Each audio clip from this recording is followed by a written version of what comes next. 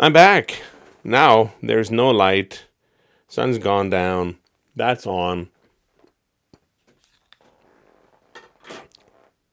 The last video I made was my update about spring 2024. What did I keep watching from the first list I had, and what did I drop? So here is an explanation of what I dropped. Now, first, and I've got some pictures I can try to show you too. First, I watched one episode and I dropped it. Apartment, good lighting, angel included. Now, it might be cute. I don't mind, cute, little, awkward, fish out of water, romantic anime where the socially inexperienced main character hooks up with somebody who is amazing but off in some way. In this case, it's an angel. So this might be cute, but I don't need the fan service. Now, if you're not familiar with anime, fan service is where they show female characters' bodies in compromising positions, I guess, as a treat for male viewers. And this anime played its hand right away in the first episode. And it's just not my style. It's comedic, that's okay. And if the fan service is part of the character, like a weakness, like in Konosuba, where darkness is masochistic and very voluptuous, and they just play it for laughs, or Megumin winds up in unusual situations too. Like in Konosuba, it's all done tongue-in-cheek, it's fan service, but it's done right. In this one, it's not. So I'm going to show you some examples. Now, I don't know how well you'll be able to see this. So I'm doing it this way because I think this might be a way to avoid any type of copyright claims, because I'm downloading a screenshot. It's transformative. I'm using it for educational reasons. I'm not using any audio, and I'm not using the actual video from the anime. Now, here's one. This is down the angel's blouse, and this is from the main character's point of view. Her angel garb was wet from the rain and whatever, so she is wearing some of his clothes and they're too big, and she doesn't know much about the human world, so she's kind of innocent. And he sees this and he's uncomfortable because she's so cute and she's in his apartment. But immediately, the next scene is a reverse angle right here. Now you can see he's looking at her. So this is not from his point of view. This is from our point of view, the viewer's point of view. This is the kind of fan service I don't like. This is just done for the viewer. I don't care. And she's supposed to be an angel. She's supposed to be cute and pure and innocent. And showing this, what's the point? This is just childish. This is immature. If this is the reason you're choosing an anime, we are not on the same page. Now, here's another one. This is from an anime that I'm keeping. This is from the anime A Salad Bowl of Eccentrics. One of the female characters drops through a portal from her world into our world. So the portal is in the air and she drops out of it feet first and lands. And it shows her struggling to get through, and her dress is kind of pulled up by the portal. And this is what we see. We see bloomers. Nothing sexual, nothing overt. This is not fan service. This is just funny. So, unfortunately, I didn't keep watching it, but I just imagine it's going to have more of the same type of fan service, and I'm not interested in that. So there are other anime I can see, and other anime I have seen, and other anime I will see with the same type of premise. This premise is not particularly unique, but it just played that fan service that I just don't like. So I dropped it right away.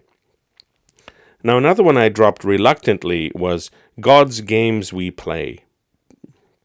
There are gods who interact with humans.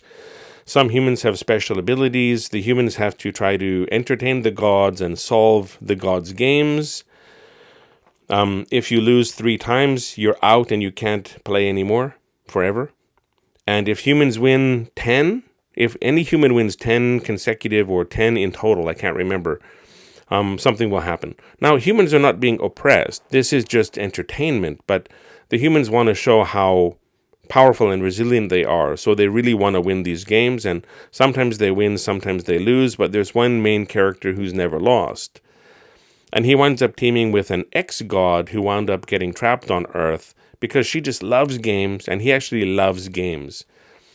And they approach the games as something fun, not as anything else. But the thing is, I want to play the game. I want clues so that I can solve the mystery with the protagonists. I want to understand the strategy logically. I want to see the rules of the game. And I want to try figuring out how to win. Like maybe the way I win is better than the way they win, or maybe we come up with the same idea. It's very rewarding. It's like watching a mystery program or reading a mystery novel. You want to have the same clues as the main character and the same rules as the main character, so you can pit your mind against their mind. The latest episode had hints like, if you do something, something will happen, and when that happens, you have a short time to do something. Literally. Pardon me. I'm getting choked up because I'm so frustrated. But if you do something, something will happen, and when that happens, you have a short time to do something. Those are literally the clues.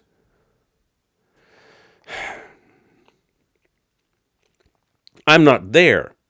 I'm not playing the game. I can't do things and then see what happens and try to put it together. It's not fun for me as a viewer. So we have to watch and wait for the characters to fumble around until the main character suddenly figures it out. Other anime have done these kind of, game scenarios better. For example, Log Horizon, which is a video game isekai, where they're trapped in the game, although the game is not a game anymore, it's real.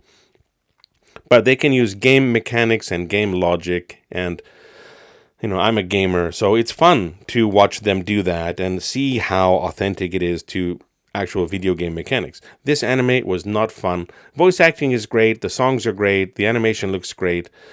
I might go back and watch more of it later, but right now, I feel like it's not giving me a chance to be part of the story. And that's what I want from game stories and mystery stories. I want to participate.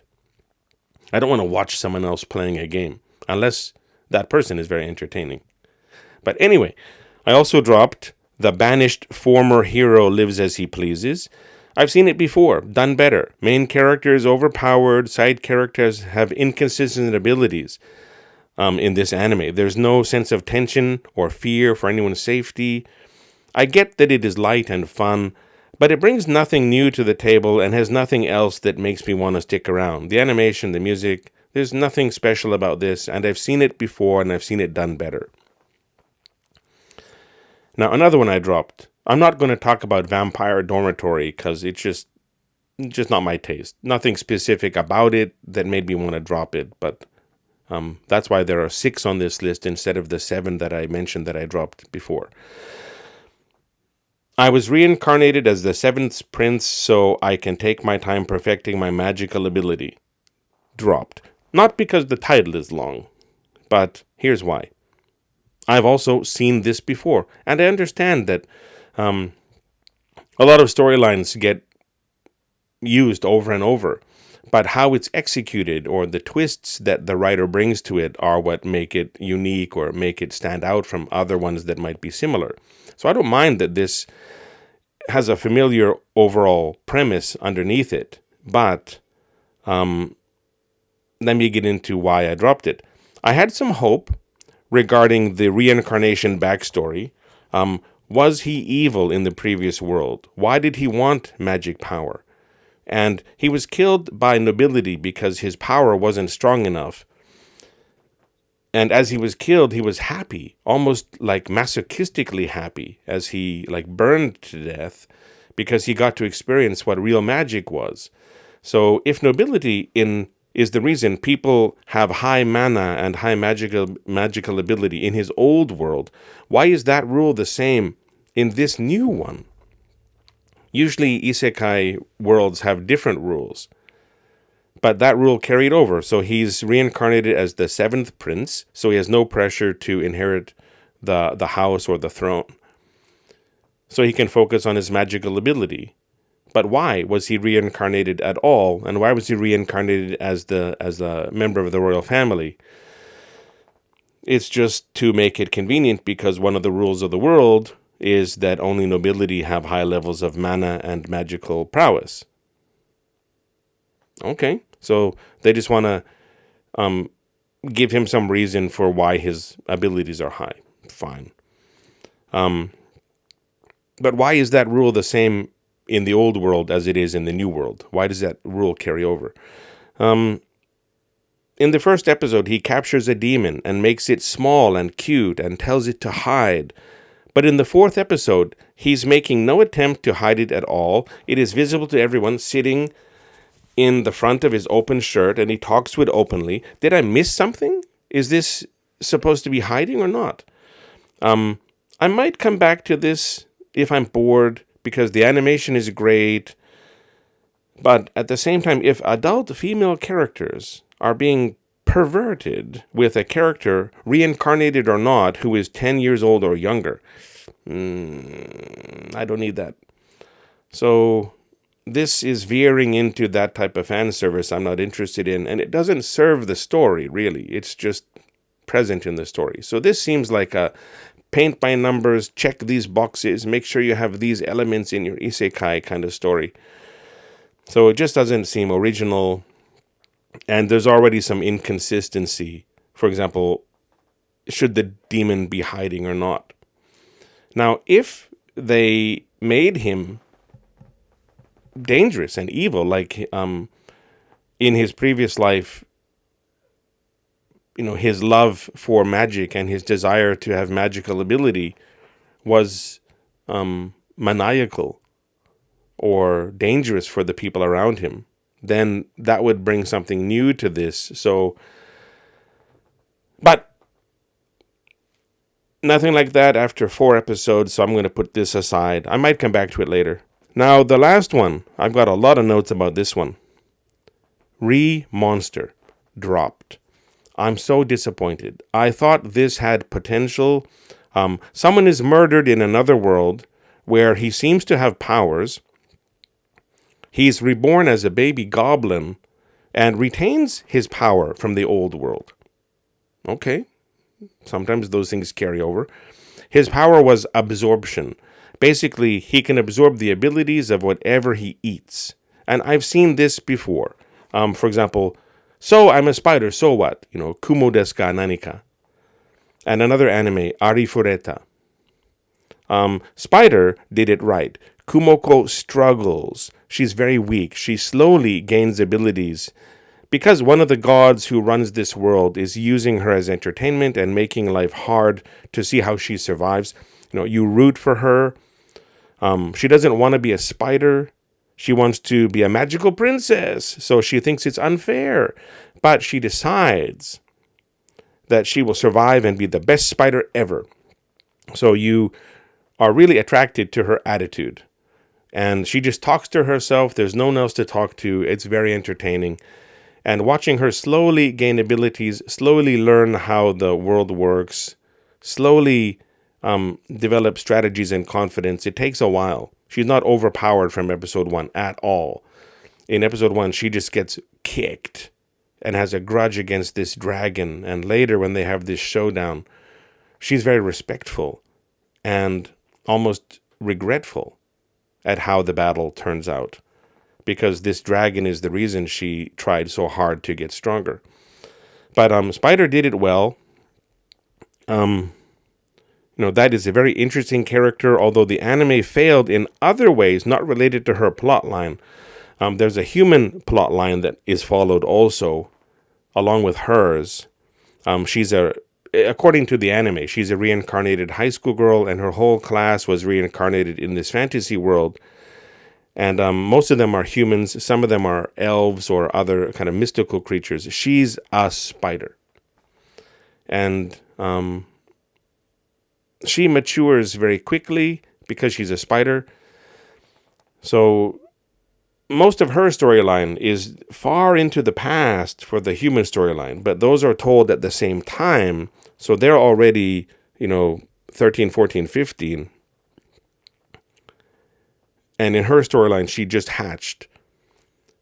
So they're babies in her storyline and they're teenagers in their storyline. And then they cross over at a few points and she's this future version of herself that we haven't seen yet. So I think the anime should have stuck with her and left the human side out, or told the human side in standalone episodes that didn't cross over with her episode. And then at the end, there was no money. The animation was horrible. But anyway, I'm not talking about the spider anime. I'm talking about Monster. Now, let's move on to Ari Fureta. Now, Spider did it well. Ari Fureta did it poorly. A lot of things were cut from the source material, so the main character went from weak to strong immediately, first episode.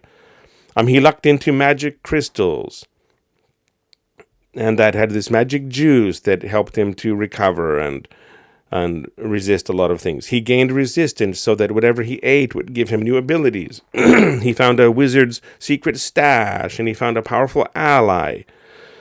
The main saving grace from season 1, which is all I watched, was that this ally he finds, he does basically marry her and ignore the other women who throw themselves at him. So it does have a committed relationship with one character. It's not a harem, although it looks like a harem by the way people act towards him. So that part I liked. And some of the interactions he had with other people that he reincarnated with were interesting.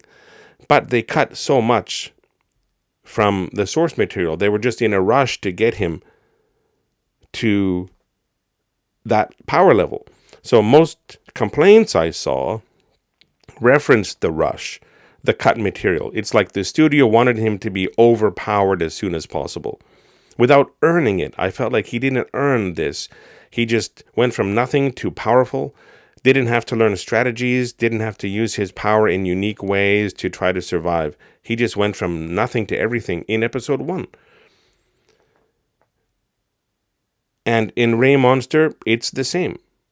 I feel like the main character is not earning it. It's like watching a character randomly acquire new abilities multiple times per episode with no real explanation. Plus, they use these goblin tropes. That goblin DNA is so strong that whatever a goblin has sex with produces more goblins. And this is the same in Goblin Slayer, for example.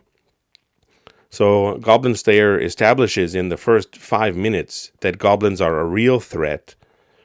And goblins are nothing to be pitied. They're only to be destroyed. This anime mentions that almost with a wink and a chuckle. And it's not treated as something horrific, but it's actually horrific. They have human female prisoners for the only purpose of producing more baby goblins. That's horrific. But why are there female goblins then? What is the point of having female goblins if goblins can have sex with anything and produce more goblins? I don't get it. So anime that don't have that goblin DNA trope have female goblins, and goblins are a more established society. This anime tries to make the main goblins cute and lovable. And we've seen that before in Slime Tensei, that time I was reincarnated as a slime, and also in Overlord. Those anime have goblins that are beneficial, that are human-like. They have real societies, real cultures. They have families. They have children. They're not just mindless sex monsters. So this anime is trying to walk that line. These are this type of goblin, but they're actually that type of goblin. It's just not working for me. We have these violations of female prisoners. Maybe it's implied, maybe it's overt, but they have human and elf prisoners now, and some male goblins want some action, but the main character says no. And it's just treated like, oh, boys will be boys. But these are prisoners. These women are being forced to participate. So, and then last episode, the main character had an orgy with female characters, goblin and human, who have fallen in love with him because he evolved into different types of goblins and ogres, and he's so hot and sexy now, and he protects them. So this anime leaves a bad taste in my mouth in terms of its cavalier attitude to what is it implying. And it's boring to see an overpowered main character who didn't earn it and has no downside. This is similar to Arifureta in the sense that a lot of the source material was skipped and everything has been rushed. So I've seen some complaints about that in the comments. What was his old world like? Why was he murdered? It's never explained. It might be explained in flashbacks or something, but right now, 4 episodes, nothing.